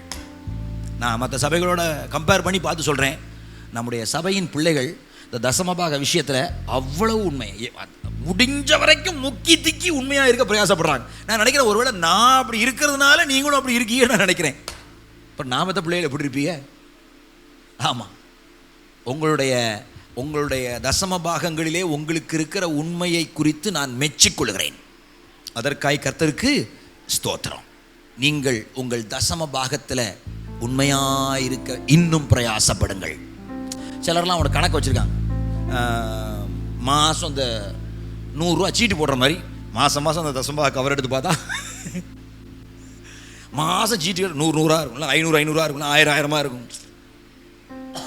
அதுவும் மோசம். இன்னும் சிலர் இருக்காங்க பார்த்துக்கோங்க, 245 ரூபா 50 பைசா. அது ரொம்ப கொடூரம். அவங்க எப்படி தான் அவங்க வருமானத்தை அப்படி கணக்கு வைக்காங்களோ தெரில. அப்படியும் ஓவரா ரொம்ப உண்மையாக இருந்தால் எங்களுக்கு கணக்கு வைக்கிறது நம்ம அதாவது ரவுண்டாக ஒரு 300 ஆக்கலாம், அல்லது ஒரு 50 பைசாவை கழிச்சிட்டு 260 இல்லை 265 265 ரூபா 50 பைசா என்ன கணக்கில் வைக்க? இவ்வளவு உண்மையா நீங்க இருக்கிறத நினைச்சா எனக்கே மூச்சு முட்டுது. தோத்திரம். ஆமா, எப்படியோ இந்த தசமபாக விஷயத்தில் நம்ம உண்மையா இருப்போமானால் ஸ்தோத்திரம், பாவம் நம்ம மேல சுமராது, நீங்க வம்பா சாக மாட்டீங்கன்னு சொல்லி 32ஆம் வசனம் சொல்லுது. சரியா? ஸ்தோத்திரம். தசமபாகம் இப்படிப்பட்ட தீமையிலிருந்து நம்மளை விலக்கி பாதுகாப்பது மட்டுமல்ல, நம்மளை வானத்தின் பலகணிகளை திறந்து இடம் கொள்ளாமல் போகும் மட்டும் நம்மளை ஆசீர்வதிக்கிறது. அல்லேலூயா. நான் எங்கே அப்பம் புசிக்கிறேனோ அங்கதான் என் தசமபாகத்தை நான் செலுத்த வேண்டும். இந்த ஹோட்டல்ல சாப்பிட்டு பக்கத்து ஹோட்டல்ல பில்லு கட்டினா நம்ம ஆசீர்வதிக்கப்பட முடியுமா? இல்ல, ஹோட்டல்காரன் தான் விட்டுருவானா? இந்த வயல்ல அறுவடையை செஞ்சுட்டு அடுத்த வயல்ல கொண்டு போய் விதைச்சோம்னா அது சரியாகுமா? நெவர். கர்த்தர் உங்களை எங்க வச்சிருக்காரோ, இன்னைக்கு புது ஆத்துமாக்கள் எங்க வந்திருக்கான்னு கேட்கல, ஆனா நிறைய மற்ற சபைகள்ல வந்திருப்பாங்க. ஒருவேளை நீங்க எந்த சபையிலேருந்து வாரீங்களோ, எந்த பாஸ்டர் கையில திருவிந்து வாங்குறீங்களோ அங்க கொண்டு போய் உங்க தசமபாகத்தை கொடுங்க. இல்ல, இதுதான் என்னுடைய ஆவிக்குரிய சபை, இவர் தான் என் தகப்பன், ஆவிக்குரிய தகப்பன்னு ஆண்டவர் உங்களுக்கு சொல்லுவார், ஆனால் இங்க வந்து நீங்க தசமபாகத்தை விதைச்சு பாருங்க, அது உங்களுக்கு ஆசீர்வாதமா இருக்கும். நான் எல்லா தசமபாகத்தையும் ஆண்ட கொண்டு தான்னு கேட்கறதுக்கு நான் ஆள் இல்லை, அது எனக்கு தேவையும் இல்லை. ஸ்தோத்திரம். கர்த்தர் வேதத்துல மிக தெளிவாய் ஒழுங்குகளை ஏற்படுத்தி வைத்திருக்கிறார். ஆபிரகாம் எப்படி தசமபாகம் கொடுத்தார் என்று எபிரேயர் 7ஆம் அதிகாரம் 1 முதல் 10 வரைக்கும் உள்ள வசனங்களை குறித்துக் கொள்ளுங்கள். அதை வாசிக்க இப்ப நேரம் இல்லை. எபிரேயர் 7 1 to 10. தசமபாகம் கொடுத்து தீயா ஆசீர்வதிக்கப்பட்ட ஒரு தேவ மனுஷன் பைபிள்ல உண்டானால் அது ஆபிரகாம் தான். பொன்னும் வெள்ளியும் உடைய சீமானாயிருந்தான், செல்வ சீமானாயிருந்தான்.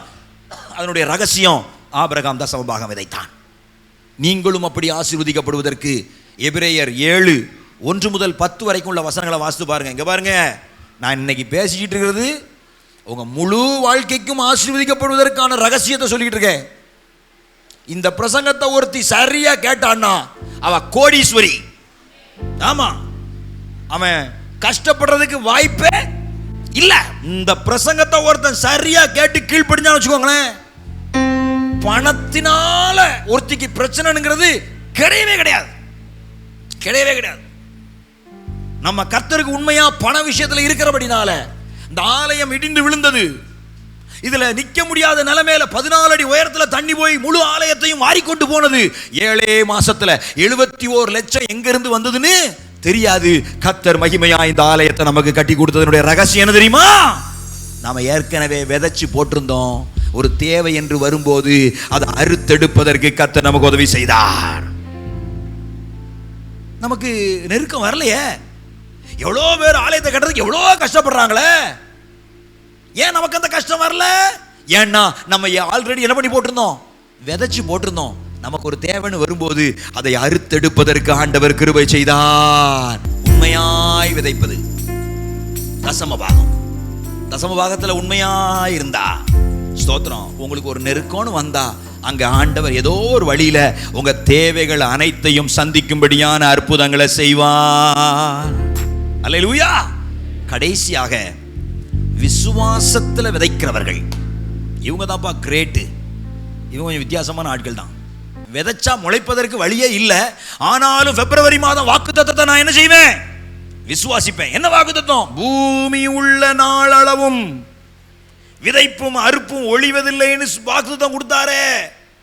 மழை பெஞ்சாலும் பெய்யாவிட்டாலும் எனக்கு ஒரு அறுவடை உண்டு. தண்ணி கிடைச்சாலும் கிடைக்காவிட்டாலும் எனக்கு ஒரு அறுவடை உண்டு. ஆடு மேய்ஞ்சாலும் மேய்ச்சல் அழிஞ்சாலும் எனக்கு ஒரு அறுவடை உண்டு என்று விசுவாசத்திலே விதைக்கிற ஒரு அனுபவம். That's great. இது வேற லெவல். இந்த லெவலுக்குள்ளெல்லாம் நீங்க ஏறி வருவீங்களான்னு எனக்கு தெரியல. நம்ம உண்டான வண்டியை ஓட்டிட்டு கொண்டு போறதுக்கே, நம்ம வண்டி நல்ல ரோட்ல போறதுக்கே தறிக்கடை தான் போட்டுட்டு இருக்கு. நம்ம வண்டி இன்னைக்கு மலையில ஏத்தணும்னா, ஆமா, நம்ம வண்டி மலை ஏறுவதற்கான ரகசியத்தை இப்பொழுது நான் சொல்ல போகிறேன். எத்தனை பேர் வண்டியை மலையில ஏற்றுவதற்கு ரெடியா இருக்கிறீர்கள்? ஒருத்தி கையும் தூக்கல பாரு, நான் நல்ல சாதாரண ரோட்ல ஓட்டிக்கிறேன்னு. தோத்திரம். நம்ம வண்டி மலையேற வேண்டுமானால் இந்த 4வது பாயிண்ட், இது வேற லெவல். விசுவாசத்துல விதைக்கிற விதை. நான் இதுக்காக சிலவற்றை எழுதி கொண்டு வந்திருக்கிறேன். உலகத்திலே பெரிய சபை மோசேயினுடைய சபை தான். 6 லட்சம் புருஷர்கள். அதுக்கு அடுத்தபடியாக ஸ்தோத்திரம் 6 லட்சம் புருஷர்கள், ஸ்திரீகள் எல்லாத்தையும் சேர்த்தா 30 லட்சம் கணக்கு சொல்றாங்க. ஆனா உலகத்துல இப்போ 10 லட்சம் விசுவாசிகளை கொண்ட ஒரு சபை பாஸ்டர் இருக்கிறார். அவர் பேர் பால் யாங்கிச்சோ. அவர் இறந்து போட்டார். அவருடைய பையன் டேவிட் யாங்கிச்சோ இப்போ அந்த சர்ச்சை நடத்துறாரு. ஆனால் அந்த செத்து போன பால் யாங்கிச்சோ அவருடைய புஸ்தகத்தில் இப்படி எழுதியிருக்கிறாரு. என்ன தெரியுமா எழுதியிருக்கிறாரு? தேவைகள் அதிகம் இருக்கும்போதுதான் நான் அதிகமாய் விதைக்கிறேன், வேலைகள் அதிகமாக இருக்கும்போதுதான் நான் அதிகமாக ஜெபிக்கிறேன். எப்படி இந்த மனுஷனுக்கு வெளிப்பாட பத்திலா? இதெல்லாம் பைபிளில் வர வேண்டிய வசனம் மாதிரி இருக்குது. கஷ்டம், ரொம்ப கஷ்டம், முடியாது. ஆனால் அவர் பிராக்டிஸ் பண்ணியிருக்காரு. அந்த பால் யாங்கிச்சோ பிராக்டிஸ் பண்ணியிருக்காரு. 10 லட்சம் விசுவாசிகளை கொண்ட ஒரு பெரிய சபையின் போதகர் இப்படியாக எழுதி வைக்கிறார்: தேவைகள் அதிகமாக இருக்கும்போதுதான் நான் அதிகமாக விதைக்கிறேன், வேலைகள் அதிகமாக இருக்கும்போதுதான் நான் அதிகமாக ஜெபிக்கிறேன். நம்ம அப்படி நேராக மாற்றி செய்வோம். சரி, நீங்கள்லாம் அவரை பால் யாங்கிச்சோ மாதிரி ஆட்கள், என்னையே சொல்கிறேன். தேவை அதிகமாக இருந்ததுன்னா இந்த மாதம் ரொம்ப தேவை இருக்குது, அதனால தசமபாகத்தை கொஞ்சம் குறைச்சிடலாம் அப்படின்னு நானும் நினச்சது உண்டு. நீங்களா? நான் என்ன பிற தேவ தூதனா? எனக்கு வர்ற கஷ்டத்தில் நானும் அப்படி நினச்சிருக்கேன். ஸ்தோத்திரம். அப்புறம் வேலைகள் ரொம்ப அதிகமாக இருக்கு. இன்னைக்கு ஜெபத்தை குறைச்சிட்டு வேகமாக போய் அந்த பேங்க்ல உள்ள வேலையை முடிக்கணும், அந்த வேலையை முடிக்கணும், இந்த வேலையை முடிக்கணும் நம்ம ஓடுவோம். ஆனால் அவர் சொல்கிறாரு, என்னைக்கு வேலை ரொம்ப ஜாஸ்தியாக இருக்கோ அன்னைக்கு மணிக்கணக்காக நான் உட்காந்து என்ன பண்ணுவேன்? அப்போ எப்படி வேலை முடியும்? நான் ஜெபிச்சுட்டு எழுப்பி போனா எனக்காக கர்த்தர் முன்னே போய் என்னுடைய வேலைகள் எல்லாவற்றையும் முடித்து வைத்திருப்பார். வேலை வேலைன்னு சொல்லிட்டு ஓடுற விசுவாசிகளை நான் உற்று பார்க்கிறேன். என்னைக்கு வேலை ரொம்ப அதிகமாக இருக்கோ அன்னைக்கு தான் கர்த்தரை அதிகமாய் தேட வேண்டும்.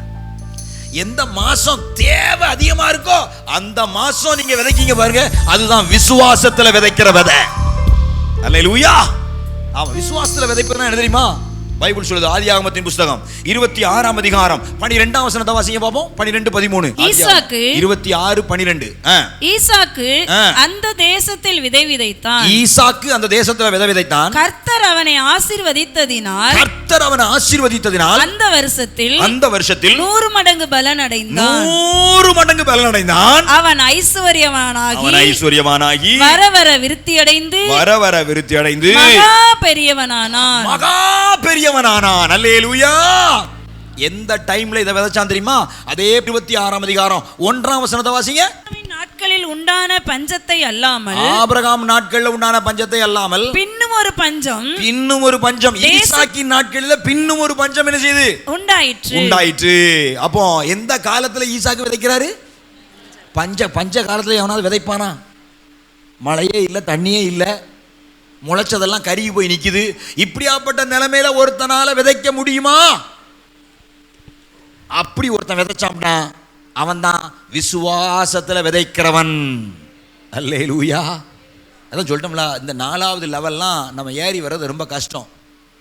அது சிலருக்கு ஆண்டவர் அந்த கிருபையை தருவார். அவர்கள் ஈசாக்கின் ஆசீர்வாதத்தை பெற்றவர்கள். அவங்க அவங்க அவங்க வானத்தை பார்க்க மாட்டாங்க. விதைக்கிறவன் சிங்கம் வரும் என்று பயந்து வீட்டில் என்ன செய்ய மாட்டான், உட்கார மாட்டான். மழை பெய்யுமா பெய்யாதா, கர்த்தர் கொடுப்பாரா மாட்டாரா, அதெல்லாம் யோசிக்க மாட்டான். வாக்கு தத்தம் வந்து விட்டது. வாக்கு தத்தத்தை கொடுத்தவர் உண்மை உள்ளவர். பூமி உள்ள நாளளவும் நான் விதைச்சா எனக்கு ஒரு அறுவடை உண்டு. நான் கர்த்தரை நம்பி விதைக்க போறேன், நான் விசுவாசத்துல விதைக்க போகிறேன் என்று ஈசாக்கு விதைத்தான். அது பஞ்ச காலமா இருந்தாலும் வேதம் சொல்லுகிறது, அவன் விதைத்தான். கர்த்தர் என்ன பண்ணாராம்? ஆசீர்வதித்தாராம். அவன் 100 மடங்கு பலனை என்ன பண்ணானா? பெற்றுக்கொண்டானா. அல்லேலூயா. எவ்வளவு பெரிய தேவன்! அந்த தேவன் மேல கொண்டிருக்கிற விசுவாசம் 100 மடங்கு என்ன, 1000 மடங்கு அவர்களை ஆசீர்வதிக்க போதுமானதாக இருக்கிறது. ஹல்லேலூயா. தாவீதினுடைய வாழ்க்கையின் ஆசீர்வாதத்துக்கும் இந்த விசுவாசத்தில் விதைக்கிற விதை ரகசியம் காரியமா இருக்குது. 2 சாமுவேல் 5:10, 1 நாளாகமம் 11:9 ஆகிய வசனங்களை வாசித்து பாருங்க. The blessings of David was recorded on those pages. 2 Samuel 5:10. தாவீது நாளுக்கு நாள் விருத்தி அடைந்தான். சேனைகளின் தேவனாகிய கர்த்தர் அவனோடு கூட இருந்தார். ஆமென். நாளுக்கு நாள் விருத்தி அடைகிற ஒரு ஆசீர்வாதம். 1 நாளாகமம் 11:9 வாசிங்க. தாவீது நாளுக்கு நாள் விருத்தி அடைந்தான். சேனைகளுடைய கர்த்தர் அவனோட கூட இருந்தார். அல்லேலூயா. ஏன் இந்த ஆசீர்வாதம் தெரியுமா? ஏன் இந்த ஆசீர்வாதம் தெரியுமா? தாவீதை குறித்து வேதம் சொல்லுகிறது. ஸ்தோத்திரம். 1 நாளாகமம் 22ஆம் அதிகாரம் 14ஆம் வசனத்தை வாசிங்க. இதோ நான் என் சிறுமையிலே கர்த்தருடைய ஆலயத்திற்காக 1,00,000 தாலந்து பொன்னையும் 1,00,000 தாலந்து பொன்னையும் 10,00,000 தாலந்து வெள்ளியையும் நிறுத்த முடியாத திரளான வெண்கலத்தையும் இரும்பையும் சவதரித்தும் மரங்களையும் கற்களையும் சவதரித்தும் வைத்தேன். நீ இன்னும் அவைகளுக்கு அதிகமாய் சவதரிப்பாய். நீ இன்னும் நான் சேர்த்து வச்சிருக்கிறதே இவ்வளவு, நீ இன்னும் அதிகமாக என்ன பண்ணுவாய்? சவதரிப்பாய். அதுல இந்த முதல் வார்த்தையை வாசிங்க பாப்போம். இதோ நான் என் சிறுமையிலே, இதுதான் விசுவாசத்துல பண்றது. என் நிறைவிலிருந்து நான் கொடுக்கல, என் சிறுமையிலிருந்து நான் கொடுக்கிறேன். என் சிறுமையிலிருந்து நான் எவ்வளவு கொடுத்தேன் தெரியுமா? வாசிங்க. 1,00,000 தாலந்து பொன்னையும். அதை நல்லா சொல்லுங்க. 1,00,000 தாலந்து பொன்னையும். ஆமா, do you know? ஒரு தாலந்து எவ்வளவு தெரியுமா வெயிட்? நீங்க கூகுளில் போய் பாருங்க பாப்போம். 1 talent ஈக்குவல் எவ்வளோன்னு பார்த்தீங்கன்னா 36.2 கிலோன்னு போட்டிருக்கோம்.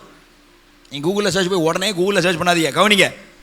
ஒரு தாலந்து 1 talent, the weight of 1 talent is 36.2 kilogram. ஒரு தாலந்து 36.2 கிலோ. சரி, அந்த புள்ளி 2 விடுங்க, 36 கிலோ ஒரு தாலந்து. 1,00,000 தாலந்துனா எத்தனை கிலோ தங்கம்? 36 லட்சம் கிலோ தங்கம்.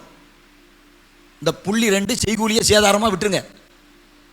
புள்ளி 36 லட்சம் கிலோ தங்கம். இன்னைக்கு 1 கிராம் எவ்வளவு? ஒரு பவுன் எவ்வளவு? ரவுண்டா 1,00,000 வைப்போமே. ஆமாம், ஐயாவுக்கு தான் கரெக்டாக தெரியும். மாதம் போய் அங்கே சீட்டு கட்டுறாரு, தங்கமாக வாங்கிக்கிட்டு இருக்காரு. எனக்கு அந்த கடை பக்கமே போனதுன்னு தெரில ஐயா. ஸ்தோத்திரம். 1:30 ஆகிட்டு கடைசி நிலவரத்தை சொல்கிறாரு. இன்னைக்கு ரேட்டு சொல்லுவார் ஐயா. கர்த்தருக்கு ஸ்தோத்திரம். ஆமாம், நல்லா கவனிச்சுக்கோங்க. ஆமாம், 36 லட்சம் கிலோன்னா என்ன ரேட்டு? நம்ம கேல்குலேட்டரில் அந்த டிஜிட்டல் பத்தாது. செல்ஃபோன் நிறைய நம்பராக இருக்கும், அதை கூட்டியே பார்க்க முடியாத அளவுக்கு இவ்வளவு தங்கத்தை ஆலயத்துக்காக தாவீது சவதரித்து வைத்தாராம். அப்புறம் கர்த்தர் தாவீத பிறகு ஆசீர்வதிக்காம அப்புறம் என்ன செய்வார்? 12 இடத்துல ஒரு வார்த்தை சொல்றாரு பைபிளில். 12 இடத்துல ஒரே வார்த்தையை திரும்ப திரும்ப சொல்றாரு. 1 நாளாகமம் 29:3, 1 ராஜாக்கள் 2:3, 1 ராஜாக்கள் 2:15, சங்கீதம் 89:36, 1 ராஜாக்கள் 8:25, 1 ராஜாக்கள் 9:5, 1 நாளாகமம் 17:12, 1 நாளாகமம் 22:10, சங்கீதம் 89:4, சங்கீதம் 132:12, எரேமியா 33:17, 2 நாளாகமம் 6:16, 2 நாளாகமம் 7:18. ஒரே விஷயத்தை 12 தடவை சொல்றாரு. நான் பைபிளில் உட்காந்து எடுத்து எண்ணி எழுதி வச்சேன். அந்த 12 தடவை என்ன தெரியுமா சொல்றாரு? மக்கா தாவீது, நீ என் இருதயத்துக்கு ஏற்றவன்டா. அதனால சிங்காசனம் உன் சந்ததியை விட்டு என்ன செய்வதில்லை.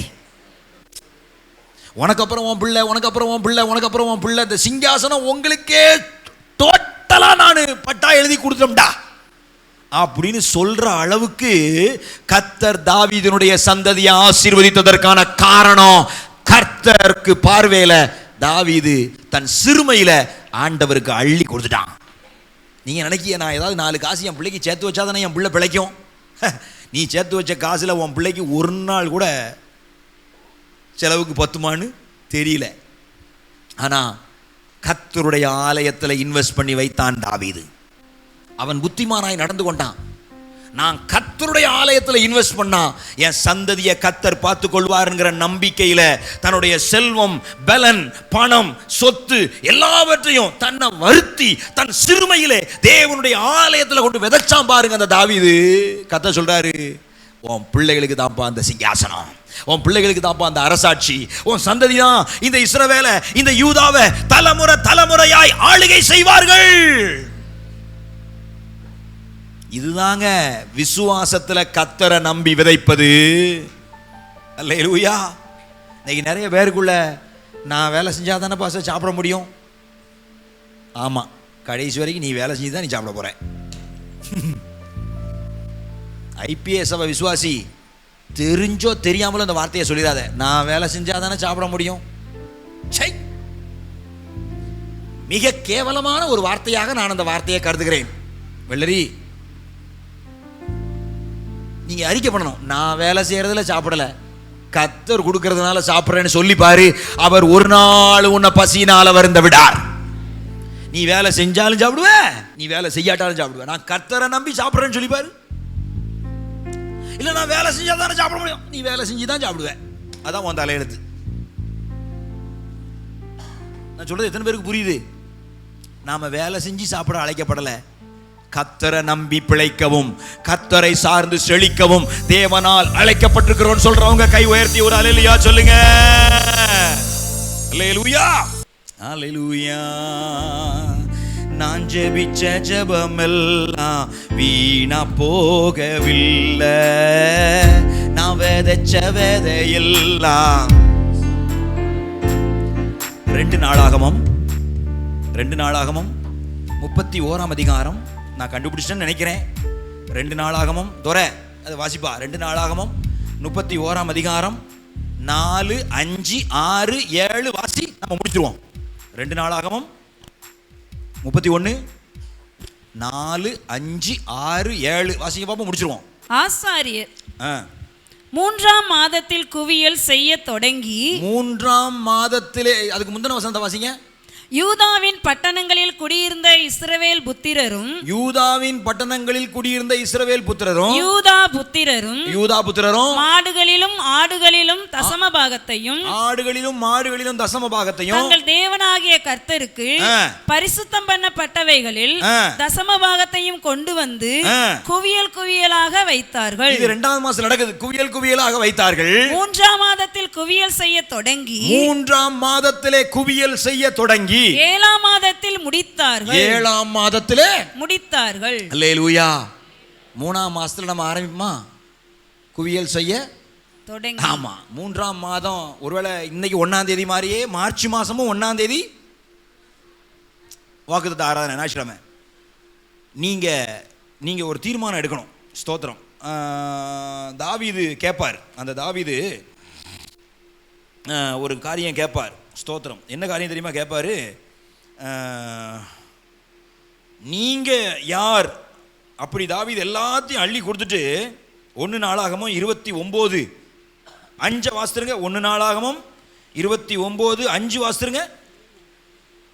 ஒரு வார்த்தை கேட்பார் தாவீது. 1 நாளாகமம் 29 5.